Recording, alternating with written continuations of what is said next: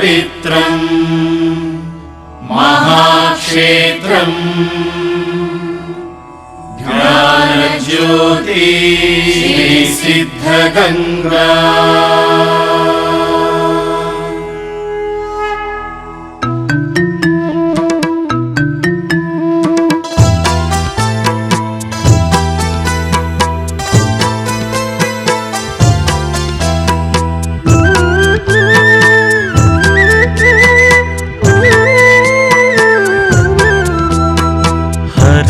ಕರುಣೋದಯದ ತೆರದಲ್ಲಿ ಬೆಳಗು ತೆರೆಯುವ ಹೊತ್ತಿಗೆ ವೇದ ಘೋಷದ ದಿವ್ಯ ಲಹರಿಯು ಮನವ ತೊಳೆಯಲು ಮೆಲ್ಲಗೆ ಬರುವ ಶ್ರೀ ಗುರು ಪಾದುಕೆಯ ದನಿ ಅನುರಣಿತವಾಗಲು ಮೌನಕ್ಕೆ ಸಿದ್ಧಗಂಗೆಯ ನೆಲವು ಜಲವು ನಮಿಸಿ ನಿಲ್ಲುವುದು ಸುಮ್ಮಗೆ ಹರನ ಕರುಣೋದಯದ ತೆರದಲ್ಲಿ ಬೆಳಗು ತೆರೆಯುವ ಹೊತ್ತಿಗೆ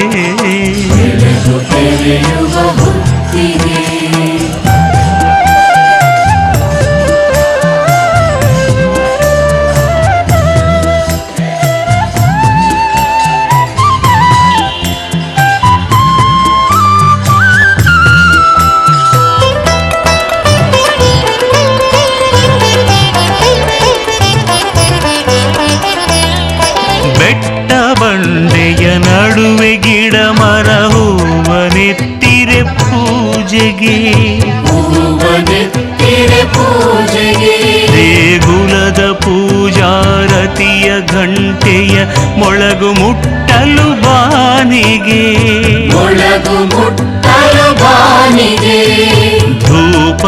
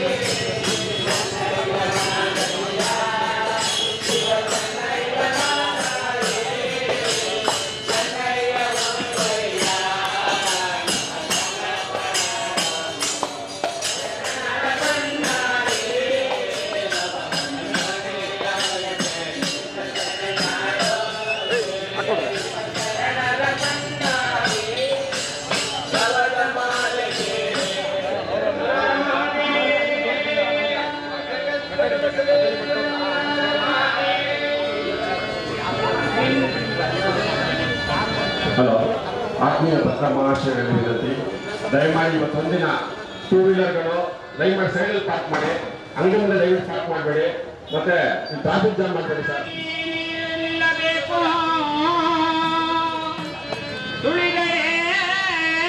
ಒಂದು ಹೆಣ್ಣು ಮಣ್ಣು ಬಿಟ್ಟು ನೆಟ್ಟನೆ ಜಂಗಮವಾಗಿ ಸುಳಿಯಬೇಕು. ಭಕ್ತನಲ್ಲದ ಸುಳಿದು ಜಂಗಮವಲ್ಲದ ಮಾದಾರ ಚೆನ್ನಯ್ಯನವರ ಮಾತಾಸಿಯ ಮಗನು ಕಕ್ಕಯ್ಯನ ದಾಸಿಯ ಮಗಳು. ಇವರಿಬ್ಬರಿಗೆ ಹುಟ್ಟಿದ ಮಗನು ನಾನಯ್ಯ. ಕೂಡಲ ಸಂಗಮ ದೇವರ ಸಾಕ್ಷಿಯಾಗಿ ನೋಡಿ ಬಲವಯ್ಯ.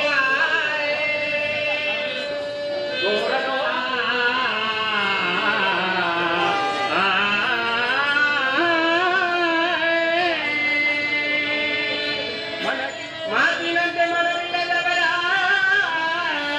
ಜಾತಿಯ ಡಂಬರ ನೋಡಿ ನೋಡಿ ನೋಡಿ ಕೂಡಲ ಸಂಗಮ ದೇವರಿಗೆ ಜಡಗೊಡ್ಡಿ ಬೇಡುವೆನಯ್ಯ.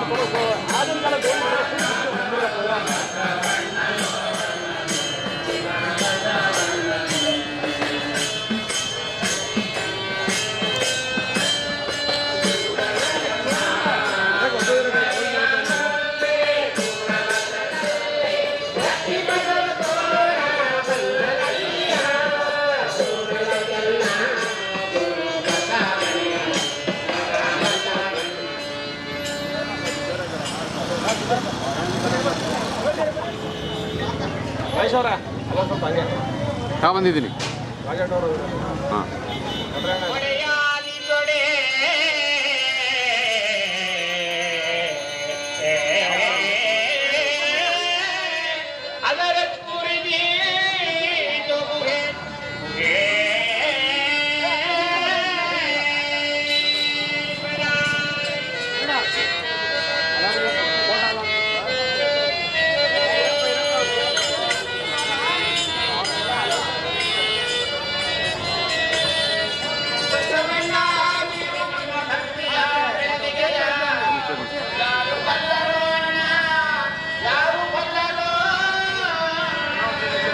ಯಾರು ಬಲ್ಲರೋ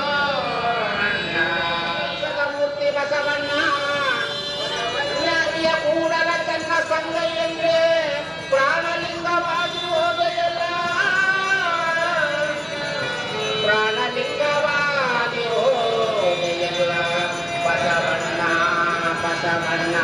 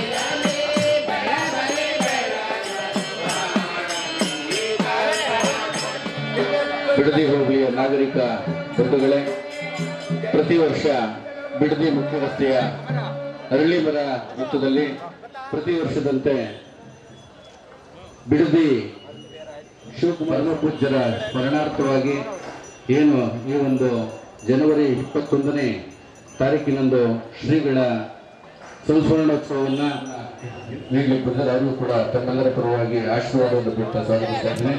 ಹಾಗಾಗಿ ಈ ಒಂದು ಕಾರ್ಯಕ್ರಮವನ್ನು ಉದ್ದೇಶಿಸಿ ಕಾರ್ಯಕ್ರಮದ ದಿವ್ಯ ಸಾನ್ನಿಧ್ಯವನ್ನು ವಹಿಸಿರ್ತಕ್ಕಂಥ ಪೂಜ್ಯ ಶ್ರೀ ಶ್ರೀ ಚಂದ್ರಶೇಖರ ಶಿವಾಚಾರ್ಯ ಸ್ವಾಮೀಜಿಗಳು ಆಶೀರ್ವಚನವನ್ನು ನೀಡಬೇಕು ಅಂತೇಳಿ ಅವರ ಶಿವಭಾವ ಪ್ರದಾಯಿನೇ ನಮಃ ಸದ್ಗುರುನಾಥಾಯ ಶಸ್ತ್ರ ಬ್ರಹ್ಮಮೂರ್ತಿ ಇವನಾರವನೆಂದೆನಿಸಿದರಯ್ಯ ಇವ ನಮ್ಮವನೆಂದೆನಿಸಯ್ಯ ಕೂಡಲ ಸಂಗಮ ದೇವ ನಿಮ್ಮ ಮನೆಯ ಮಗನೆಂದೆನಿಸಯ್ಯ. ಪ್ರಥಮತಃ ಎನ್ನ ಆರಾಧ್ಯ ದೈವ ಶತಮಾನದ ಸಂತ ಪರಮ ಪೂಜ್ಯ ಸಿದ್ಧಲಿಂಗ ಪೂಜ್ಯರ ದಾಸೋಹ ದಿನದಲ್ಲಿ ಸಾನ್ನಿಧ್ಯವನ್ನು ಪಾಲಿಸಿರುವಂತಹ ಬಿಡದಿಯ ಉಚ್ಚಪ್ಪ ಸ್ವಾಮಿಗಳವರಲ್ಲಿ ಅನಂತ ಶರಣಾರ್ಥಿಗಳನ್ನು ಸಮರ್ಪಿಸುತ್ತಾ ಆತ್ಮೀಯರಾದಂತಹ ಗಂಗಲ್ ನಟರಾಜರವರೇ, ಎಲ್ಲ ಸಮಾಜದ ಯುವಕ ಮಿತ್ರರೇ, ಸದ್ಭಕ್ತರೇ, ಎಲ್ಲರಿಗೂ ಶರಣಾರ್ಥಿಗಳು. ಇವತ್ತು ನಾಡಿನಾದ್ಯಂತ ದಾಸೋಹ ದಿನವಾಗಿ ಬಸವಣ್ಣವರಾದರೆ 21ನೇ ಶತಮಾನದಲ್ಲಿ ನಾಡಿನಾದ್ಯಂತ ಅಕ್ಷರ ಕ್ರಾಂತಿ ಹಾಗೂ ದಾಸೋಹ ಕ್ರಾಂತಿಯನ್ನು ಮಾಡಿದಂಥ ಅಭಿನವ ಬಸವಣ್ಣ ಅಂತ ಹೇಳೋದು ತಪ್ಪಾಗಲಿಕ್ಕಿಲ್ಲ. ಪೂಜ್ಯ ಡಾಕ್ಟರ್ ಶಿವಕುಮಾರ ಮಹಾಶಿವಯೋಗಿಗಳು. ಏನಕ್ಕೆ ಅಂದರೆ ನಮ್ಮಲ್ಲೆಲ್ಲ ಸೋಹಂಭಾವ ಜಾಸ್ತಿ. ನಾನು ಮಾಡಿದೆ ನನ್ನಿಂದನೇ ಹಾಕ್ತು ಅಂತ ಭಾಳ ಸರ ಹೇಳ್ತಾರೆ. ಸೋಹಂಭಾವ ಅಳಿದು ಶಿವೋಹಂಭಾವ ಜಾಗೃತಿ ಆಗಬೇಕು ಅಂತ. ಆದರೆ ನಾನು ಮುಂದುವರೆದು ಹೇಳ್ತೀನಿ, ಪೂಜ್ಯರು ಶಿವೋಹಂ ಜಾಗೃತಿ ಆಗಿದ್ರು ಅದಕ್ಕೆ ನಂತರ ಬೀರಿದ್ದು ದಾಸೋಹ ಭಾವನೆ ಜಾಗೃತಿ. ಅದನ್ನು ಹೇಳ್ತಾರೆ, ಸೋಹಂ ಕಳೆದು ಶಿವೋಹಂ ಮಾಡಿ ಶಿವೋಹಂ ಮೀರಿ ದಾಸೋಹ ಮೂರ್ತಿಯಾಗಿ ನಿಲ್ತಾನೋ ಅವನೇ ಸ್ವಯಂ ಭಗವಂತ ಅಂತ. ಹೀಗೆ ಅಂದರೆ ನಾವು ಜಗತ್ತಿನಲ್ಲಿ ದೇವರನ್ನು ನೋಡಿಲ್ಲ ರೀ. ನಾ ದೇವ್ರು ನೋಡಿದ್ದೀನಿ ಅಂತ ಯಾರಾದರೂ ಹೇಳ್ತಾ ಇದ್ದಾನೆ ಅಂದರೆ ಅವನು ಸುಳ್ಳು ಹೇಳ್ತಾ ಇದ್ದಾನೆ ಅಂತೇನೆ ಅರ್ಥ. ಭಗವಂತನನ್ನು ಯಾರೂ ನೋಡಿಲ್ಲ, ಅದನ್ನು ಕಲ್ಪಿಸ್ಕೊಳ್ಬೋದಷ್ಟೇ ಭಗವಂತ ಹೀಗಿದ್ದಾನೆ ಅಂತ. ಪೂಜ್ಯರನ್ನು ಕೇಳಿದ್ರು ಒಂದು ಬಾರಿ, ನೀವು ಭಗವಂತನನ್ನು ನೋಡಿದ್ದೀರಾ ಅಂತ. ಈಗ ಟಿ ವಿ ಸಂದರ್ಶಕರು ನಾವೆಲ್ಲ ಅಂದ್ಕೊಂಡು ಪೂಜ್ಯರು ಬೆಳಗಿನ ಜಾವ ಎದ್ದು 3 ಗಂಟೆಯಿಂದನೇ ಶಿವಯೋಗವನ್ನು ಮಾಡ್ತಾರೆ, ಅವರೆಲ್ಲೋ ಆ ಶಿವಯೋಗದಲ್ಲಿ ಭಗವಂತನ ನೋಡಿರ್ಬೋದು ಅಂತ. ಆಗ ಪೂಜ್ಯರು ಹೇಳಿದ್ರು, ನಾನು ನೋಡಿದ್ದೀನಿ ಭಗವಂತನನ್ನು. ಯಾವ ಥರ ಇದ್ದಾನೆ ಭಗವಂತ ಅಂತ ಕೇಳಿದಾಗ ಪೂಜ್ಯರು ಒಂದು ಅದ್ಭುತವಾದ ಮಾತನ್ನು ಹೇಳಿದರು. ನಮ್ಮಲ್ಲಿ 10,000 ಮಕ್ಕಳು ಹಸಿದು ಪ್ರಸಾದ ಮಾಡಿದಾಗ ಅವರ ಮುಖದಲ್ಲಿ ಉಂಟಾಗುವ ಆನಂದದಲ್ಲಿ ಭಗವಂತನನ್ನು ನೋಡಿದ್ದೇನೆ ಅಂತ. ನಾವು ಭಗವಂತನ ನೋಡಬೇಕಾಗೋದೆಲ್ಲೋ ಮಂದಿರಗಳಲ್ಲೆಲ್ಲ, ಗುಡಿಗಳಲ್ಲೆಲ್ಲ ಹಸಿದವರಿಗೆ ಅನ್ನ ನೀಡಿದಾಗ ಅವರ ಮುಖದಲ್ಲಾಗುವ ಆನಂದದಲ್ಲಿ ಭಗವಂತನನ್ನು ನಾವು ಕಾಣಬೇಕು. ಅದಕ್ಕೆ ಕೃಷ್ಣ ಸ್ಪಷ್ಟವಾಗಿ ಹೇಳ್ತಾನೆ ಭಗವದ್ಗೀತೆಯಲ್ಲಿ, ಈಶ್ವರ ಸರ್ವಭೂತಾನಾಂ ಪ್ರದೇಶಾರ್ಚನ ತಿಷ್ಠತಿ ಅಂತ. ನಾನೆಲ್ಲೋ ಕೈಲಾಸದಲ್ಲಿಲ್ಲ, ವೈಕುಂಠದಲ್ಲಿಲ್ಲ, ಎಲ್ಲೂ ಇಲ್ಲ, ನಿಮ್ಮೆಲ್ಲರ ಹೃದಯದೊಳಗೆ ನಾನು ಅತಿಷ್ಠತೆ ಕುಳಿತುಕೊಂಡಿದ್ದೇನೆ. ಅದಕ್ಕೆ ಭಾಳ ಸರಿ ಹೇಳ್ತಾ ಇರ್ತಾರೆ, ಇನ್ನೊಂದು ಶಾಪ ಕೊಡಬಾರ್ದು ಕಣಪ್ಪ ಯಾರಿಗೂ ಅಂತ. ಏನಕ್ಕೆ ಅಂದರೆ ಅವನ ಮನಸ್ಸಿನೊಳಗಿರುವ ಭಗವಂತನು ಅಂದರೆ ಅದೇ ನನಗೆ ಶಾಪವಾಗ್ತೈತಿ ಅಂತ. ಅದಕ್ಕೆ ಪೂಜ್ಯರು ದಾಸೋಹ ಮೂರ್ತಿಗಳು. ನಾನು ಪೂಜ್ಯರ ಜೊತೆ ಇದ್ದೆ, ಚೆನ್ನೈನ ರೇಲಾ ಇನ್ಸ್ಟಿಟ್ಯೂಟ್ ಆಫ್ ಮೆಡಿಕಲ್ ಸೈನ್ಸಿಗೆ ಕರ್ಕೊಂಡೋದು ಡಿಸೆಂಬರ್ 6ನೇ ತಾರೀಕು. ಯಾಕೆಂದರೆ ನಾವು 18 ವರ್ಷಗಳ ಕಾಲ ಪೂಜ್ಯರ ಜೊತೆಯಲ್ಲೇ ಇದ್ದಂಥವರು. ಪೂಜ್ಯರಿಗೊಂದು ಶಸ್ತ್ರಚಿಕಿತ್ಸೆ ಆಯಿತು. ಒಂದು 5-6 ಗಂಟೆಗಳ ಕಾಲ ಒಂದು ದೊಡ್ಡ ಶಸ್ತ್ರಚಿಕಿತ್ಸೆ ಮಾಡಿದ್ರು. ಬುದ್ಧಿಯವ್ರಿಗೆ 1.5 ಗಂಟೆ 2 ಗಂಟೆಯಲ್ಲೇ ಕಾನ್ಷಿಯಸ್ ಬಂತು, ಪ್ರಜ್ಞೆ ಬಂತು. ಬುದ್ಧಿಯವರು ಕೇಳಿದಂತಹ ಪ್ರಥಮ ಶಬ್ದ ಯಾವುದಪ್ಪ ಅಂತಂದರೆ, ಮಕ್ಕಳು ಪ್ರಸಾದ ಮಾಡಿದ್ರೆ ಮಡ್ತಲ್ಲಿ ಅಂತ ಕೇಳಿದ್ರು.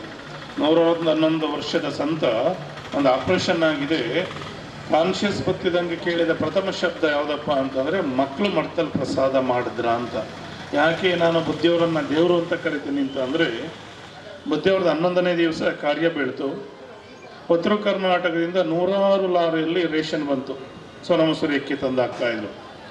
ನಾನು ಭಾಳ ಜನನ ಕೇಳಿದೆ, ಏನಪ್ಪ ಇಲ್ಲ ನೀವು ಬೆಳೆದಿರೋದಂತ. ಇಲ್ಲ ಬುದ್ಧಿ, ನಾವು ಸುತ್ತು ಹತ್ತಳ್ಳಿ ಗ್ರಾಮದವರು ನಾವೆಲ್ಲ ಸೇರಿ ನಾವು ಭಿಕ್ಷೆ ಮಾಡಿ ತಂದು ಕೊಡ್ತಾ ಇರೋದು. ಪೂಜ್ಯ ಸಿದ್ಧಲಿಂಗ ಸ್ವಾಮಿಗಳು ಕೇಳಿದ್ರು, ಯಾಕ್ರಪ್ಪ ನಿಮಗೆ ಕಷ್ಟ ಅದೇ, ನೀವ್ಯಾಕೆ ತಂದು ಕೊಡ್ತಾ ಇದ್ದೀರಾ? ಆಗ ಹುಡುಗರು ಒಂದು ಮಾತನ್ನು ಹೇಳಿದ್ರು, ಬುದ್ಧಿ ನಮ್ಮ ಅಪ್ಪ ಅಮ್ಮ ನಮಗೆ ಜೀವ ಕೊಟ್ಟಿದ್ದಾರೆ, ಶಿವಕುಮಾರ ಸ್ವಾಮಿಗಳವರು ಜೀವನ ಕಲಿಸ್ಕೊಟ್ಟಿದ್ದಾರೆ. ಏನಕ್ಕೆ ಅಂತಂದರೆ ಜೀವ ಯಾರು ಬೇಕಾದರೂ ಕೊಡ್ತಾರ್ರಿ. ಒಂದು ಪ್ರಾಣಿನೂ ಕೊಡ್ತೈತೆ, ಒಂದು ನಾಯಿ ಕೊಡ್ತೈತೆ, ಒಂದು ಹಸುನು ಕರು ಆಗ್ತೈತೆ, ಮನುಷ್ಯನೂ ಮಕ್ಕಳು ಮಾಡ್ತಾನೆ. ಆದರೆ ಜೀವ ಕೊಡೋದಕ್ಕಿಂತ ಮುಖ್ಯವಾಗಿ ಬೇಕಾಗಿರುವುದು ಜೀವನವನ್ನು ಕಟ್ಟುವಂಥದ್ದಿರಬೇಕು. ಯಾರ ಜೀವನ ಅದ್ಭುತವಾಗಿ ಕಟ್ಕೊಡ್ತಾರೆ ಅವರ ಜೀವನ ಜಗತ್ತಿಗೆ ಪೂಜ್ಯವಾಗಿರ್ತೈತೆ. ಇವತ್ತು ಶಿವಕುಮಾರ ಸ್ವಾಮಿಗಳು ನಮ್ಮ ಜೊತೆ ಇಲ್ಲದೆ 5 ವರ್ಷ ಆಯಿತು. ಆದರೂ ಪೂಜ್ಯರು ನಮ್ಮ ಜೊತೆ ದೈಹಿಕವಾಗಿ ಇಲ್ಲದವರು ಭೌತಿಕವಾಗಿ ನಮ್ಮ ಜೊತೆ ಇದ್ದಾರೆ. ಏನಕ್ಕೆ ಅಂದರೆ ಅವರ ಬದುಕು ಹಾಗೆ ಶುದ್ಧವಾಗಿತ್ತು. ಅದಕ್ಕೆ ನಾನು ಭಾಳ ಸರಿ ಹೇಳ್ತಾ ಇರ್ತೀನಿ, ಬಸವಣ್ಣವರ ನಂತರ ಅದ್ಭುತವಾದ ಬದುಕನ್ನು, ಪ್ರಾಮಾಣಿಕ ಬದುಕನ್ನು ಯಾರಾದರೂ ಜಗತ್ತನ್ನು ನಾವು ನೋಡಿದರೆ ಅದು ಡಾಕ್ಟರ್ ಶಿವಕುಮಾರ ಮಹಾಸ್ವಾಮಿಗಳವರಲ್ಲಿ. ಬಸವಣ್ಣವರೊಂದು ಮಾತನ್ನು ಹೇಳ್ತಾರೆ, ಭಕ್ತಿ ಸುಭಾಷೆಯ ನುಡಿವೆ ನುಡಿದಂತೆ ನಡೆವೆ, ನಡೆಯೊಳಗೆ ನುಡಿಯ ಪೂರೈಸುವೆ, ಮೇಲೆ ತೂಗುವ ತ್ರಾಸು ಕಟ್ಟಳೆ ನಿಮ್ಮ ಕೈಯೊಳಗೆ, ಒಂದು ಜಬೆ ಕೊರತೆಯಾದೊಡೆ ನನ್ನನ್ನೊತ್ತು ನಿನೆದ್ದು ಹೋಗಿ ಕೂಡಲ ಸಂಗಮ ದೇವ. ಏನಕ್ಕೆ ಅಂದರೆ ಅದನ್ನೇ ಹೇಳ್ತಾರೆ, ಭಕ್ತಿ ಸುಭಾಷೆಯ ನುಡಿವೆ. ಭಕ್ತಿ ಅಂತ ಅಂದರೆ ದೇವ್ರ ಮುಂದೆ ಕೈ ಮುತ್ಕೊಂಡು ನಿಂತ್ಕೊಳ್ಳೋದು ಭಕ್ತಿ ಅಲ್ಲ. ಬಹಳ ಜನಕ್ಕೆ ಏನಾಗೋಗೋದಪ್ಪ ಅಂತಂದರೆ ದೇವ್ರ ಮುಂದೆ ಕೈ ಗಡ್ಡಿ ಮುಳ್ಕೊಂಡು ನಾನು ಏನೋ ಕೈ ಮುಕ್ಕೊಂಡು ನಿಂತಿದ್ದೀನಿ ಅಂದರೆ ಅದು ಭಕ್ತಿ ಅಲ್ಲ. ಭಕ್ತಿ ಅಂತಂದರೆ ಒಳ್ಳೆಯದು, ಒಳ್ಳೆಯದನ್ನೇ ಮಾತನಾಡೋದು ನಿಜವಾದ ಭಕ್ತಿ. ಭಕ್ತಿ ಸುಭಾಷೆಯ ನುಡಿವೆ ನುಡಿದಂತೆ ನಡಿವೆ. ಭಾಳ ಜನ ಮಾತನಾಡ್ತಾರೆ, ಅದನ್ನು ಆಚರಿಸ್ರಪ್ಪ ಅಂತಂದಾಗೆ ನಮ್ಮಲ್ಲಿ ಒಂದು ಮಾತು ಹೇಳ್ತಾರೆ, ನಾನು ಹೇಳಿದ ಮಾತ್ರ ಕೇಳು, ನಾನು ಮಾಡೋದು ನೀನು ಮಾಡಬೇಡ ಅಂತ ಭಾಳ ಜನ ಹೇಳ್ತಿರ್ತಾರೆ. ಭಕ್ತಿ ಸುಭಾಷೆಯ ನುಡಿವೆ ನುಡಿದಂತೆ ನಡೆವೆ, ನಡೆಯೊಳಗೆ ನುಡಿಯು ಪೂರೈಸುವೆ. ಬರೀ ನಾನು ನುಡಿಯೋದಲ್ಲ ನಡೆಯೋದಲ್ಲ, ಅದನ್ನು ಬದುಕಿನಲ್ಲಿ ಆಚರಿಸಿ ಪೂರೈಸ್ತೀನಿ. ಮುಂದುವರೆದು ಹೇಳ್ತಾರೆ ಬಸವಣ್ಣವರು, ಮೇಲೆ ತೂಗುವ ತ್ರಾಸು ಕಟ್ಟಳೆ ನಿಮ್ಮ ಕೈಯೊಳಗೆ, ಭಗವಂತ ನಿನ್ನ ಕೈಯಲ್ಲಿ ತಕ್ಕಡಿ ಇದೆ, ನನ್ನ ನಡೆಯೊಂದು ಕಡಿ ನನ್ನ ನುಡಿಯೊಂದು ಕಡಿಯನ್ನು ಹಾಕಿದಾಗ ಎರಡೂ ಈಕ್ವಲ್ ಬ್ಯಾಲೆನ್ಸ್ ಇರಬೇಕು. ನಡೆಯೊಳಗೆ ನುಡಿಯೊಳಗೆ ಒಂದು ಕಾಳಿನಷ್ಟು ಕೊರತೆಯಾದಡೆ ನನ್ನನ್ನು ಹೊದ್ದು ನೀನೆದ್ದು ಹೋಗ ಕೂಡಲ ಸಂಗಮ ದೇವ. ಅಂತಹ ಬದುಕನ್ನು ನಾನು ಜಗತ್ತಿನಲ್ಲಿ ಯಾರಲ್ಲಾದರೂ ನೋಡಿದರೆ ಅದ್ರ ಪೂಜ್ಯ ಡಾಕ್ಟರ್ ಶಿವಕುಮಾರ ಮಹಾಶಿವಯೋಗಿಗಳಿಗೆ. ಏನಕ್ಕೆ ಅಂತಂದರೆ ಪೂಜ್ಯರು ಯಾವತ್ತೂ ಹಾಲನ್ನು ಕುಡಿತಿರಲಿಲ್ಲ. ಅಂದರೆ ಅವ್ರು ಹಾಲು ಕುಡಿಯಲ್ಲ ಅಂತ ಅಲ್ಲ, ಹಾಲು ತೆಗೆದುಕೊಂಡು ಕೊಟ್ಟರೆ ಒಂದು ಲೋಟ ಹಾಲಿಟ್ರೆ ಸ್ವಾಮಿಗಳು ಇದನ್ನು ನೆಪ್ಪ ಹಾಕಿ ಇನ್ನೋರು ಎಲ್ಲ ಬದಿ ಎದೆ ತೆಗೆದುಕೊಡಿ. ನೋಡಿ ಸ್ವಾಮಿಗಳೇ, ನಮ್ಮ 10,000 ಮಕ್ಕಳಿದ್ದಾರೆ, ನಾನು ಒಂದು ಲೋಟ ಹಾಲು ಕೊಡಿದ್ರೆ ಅದು ನನಗೆ ಮಾತ್ರ ತೃಪ್ತಿ ಆಗ್ತದೆ. ಅದನ್ನೇ ಮೊಸರು ಮಾಡಿ ಮಜ್ಜಿಗೆ ಮಾಡಿದ್ರೆ 10 ಮಕ್ಕಳು ಒಂದೊಂದು ಲೋಟ ಮಜ್ಜಿಗೆ ಕೊಡ್ಬೋದು. ಅದನ್ನು ಬದುಕಿನ ಸಾರ್ಥಕತೆ ಅಂತ ಭಾಳ ಸರಿ ಹೇಳ್ತಾ ಇರ್ತೀವಿ. ಪೂಜ್ಯರ ಇವತ್ತು ನಾಡಿನಾದ್ಯಂತ ದಾಸೋಹ ದಿನ. ಏನಕ್ಕೆ ಅಂದರೆ ನಾವು ಭಗವಂತನನ್ನು ಎಲ್ಲೂ ಮೆಚ್ಚಿಸ್ಲಿಕ್ಕಾಗಲ್ಲ. ಏನಕ್ಕೆ ಅಂದರೆ ನಾನು ದುಡ್ಡು ಕೊಟ್ಟು ಮೆಚ್ಚಿಸ್ತೀನಿ ಅಂತಂದರೆ ನೀವು 100 ಕೋಟಿ ರೂಪಾಯಿ ದುಡ್ಡು ಕೊಟ್ರು ಅವ್ನಿಗೆ ಆಸೆ ಕಮ್ಮಿ ಆಗೋಲ್ಲ. ನಾವೇನಾದರೂ ಭಗವಂತನನ್ನು ಮೆಚ್ಚಿಸುವಂಥದ್ದಿದ್ರೆ ದಾಸೋಹದಲ್ಲಿ ಮಾತ್ರ. ಬಿಗ್ಗಿಯಾಗ ಅವ್ನು ಪ್ರಸಾದ ಮಾಡಿದ್ರೆ ಅವನ ಮುಂದೆ ಏನೇ ತಂದಿಟ್ರೆ ಬೇಡ ಹೋಗಪ್ಪ ನಾನು ಊಟ ಮಾಡಿದ್ದೀನಿ. ಇವತ್ತು ಪೂಜ್ಯ ಶಿವಕುಮಾರ ಸ್ವಾಮಿಗಳವರ ಇಚ್ಛೆ ಏನಾಗಿತ್ತಪ್ಪ ಅಂತಂದರೆ ಬಂದವ್ರಿಗೆ ಅವ್ರು ಒಂದೇ ಮಾತನಾಡ್ತಾರೆ, ಮೊದಲು ಪ್ರಸಾದ ಮಾಡ್ಕೊಂಬನ್ನಿ ಅಂತ ಹೇಳೋರು. ಇವತ್ತು ಪೂಜ್ಯರ ಇಚ್ಛೆ ನೀವು ಮಾಡ್ತಾ ಇರೋ ದಾಸೋಹ ನಿಜವಾದ ಪೂಜ್ಯರ ಸಂಸ್ಮರಣೆ ಆಗ್ತಿದೆ. ಯಾಕೆಂದರೆ ಬಹಳ ಕಡೆ ಸಂಸ್ಮರಣೆಗಳು ಮಾಡ್ತಾ ಇರ್ತಾರೆ, ಬರೀ ವೇದಿಕೆ ಕಾರ್ಯಕ್ರಮಗಳು, ಭಾಷಣಗಳು, ಕಲ್ಚರಲ್ ಆಕ್ಟಿವಿಟೀಸ್ಗಳು. ಅದಕ್ಕೆಲ್ಲ ಮೀರಿದ್ದು ಪೂಜ್ಯರು ಯಾವತ್ತೂ ಭಾಷಣ ಮಾಡಬೇಕು ಅಂತ ಇಷ್ಟಪಟ್ಟವ್ರಲ್ಲ. ಮಠಕ್ಕೆ ಯಾರೇ ಫಸ್ಟ್ ಬಂದರೂ ಹೋಗಿ ಪ್ರಸಾದ ಮಾಡ್ಕೊಂಬ, ಆನಂತರ ನೀನು ಬಂದು ಮಾತನಾಡು ಅಂತ ಹೇಳೋರು. ಇವತ್ತು ನಮ್ಮ ಬಿಡದಿಯ ಏನು ನಮ್ಮ ಯುವಕ ಮಿತ್ರರೆಲ್ಲ ಒಂದು ಅದ್ಭುತವಾದ ಕಾರ್ಯಕ್ರಮವನ್ನು ಮಾಡ್ತಾ ಇದ್ದಾರೆ, ದಾಸೋಹವನ್ನು ಮಾಡ್ತಾ ಇದ್ದಾರೆ. ದಾಸೋಹದಲ್ಲಿ ಶಿವನನ್ನು ಕಾಣಿ ಅಂತ ಹೇಳ್ತಾರೆ. ಅಂತಹ ದಾಸೋಹದೊಳಗೆ ಪೂಜ್ಯ ಡಾಕ್ಟರ್ ಶಿವಕುಮಾರ ಮಹಾಶಿವಗಳನ್ನು ಕಾಣ್ತಾ ಇರುವಂತಹ ನಿಮ್ಮೆಲ್ಲರಿಗೂ ಆ ದಯಾಮಯನಾದಂಥ ಭಗವಂತ ಉತ್ತರೋತ್ತರವಾಗಿ ಒಳ್ಳೇದು ಮಾಡಲಿ ಅಂತ ನಾನಾದರೂ ಪ್ರಾರ್ಥನೆ ಮಾಡುತ್ತಾ ನನ್ನ ಮಾತುಗಳನ್ನು ಮುಗಿಸುತ್ತೇನೆ. ಎಲ್ಲರಿಗೂ ಶರಣಾರ್ಥಿಗಳು.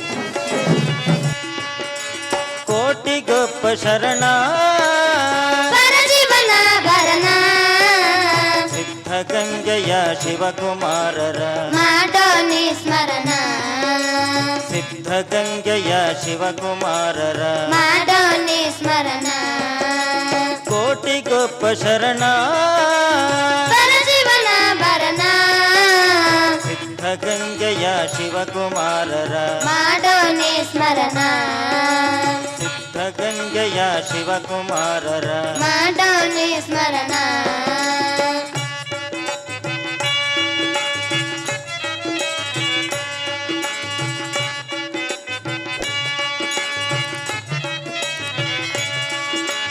ವೀರಾಪುರದಿ ಜನಿಸಿ ಸಿದ್ಧಗಂಗೆಯಲ್ಲಿ ನೆಲೆಸಿ ವೀರಾಪುರದಿ ಜನಿಸಿ ಸಿದ್ಧಗಂಗೆಯಲ್ಲಿ ನೆಲೆಸಿ ಕಾಯಕ ವಿದ್ಯಾ ದಾಸೋಹದಲ್ಲಿ ಕಲ್ಪವೃಕ್ಷವಾಗಿ ಕಲ್ಪವೃಕ್ಷವಾಗಿ ಕಲ್ಪವೃಕ್ಷವಾಗಿ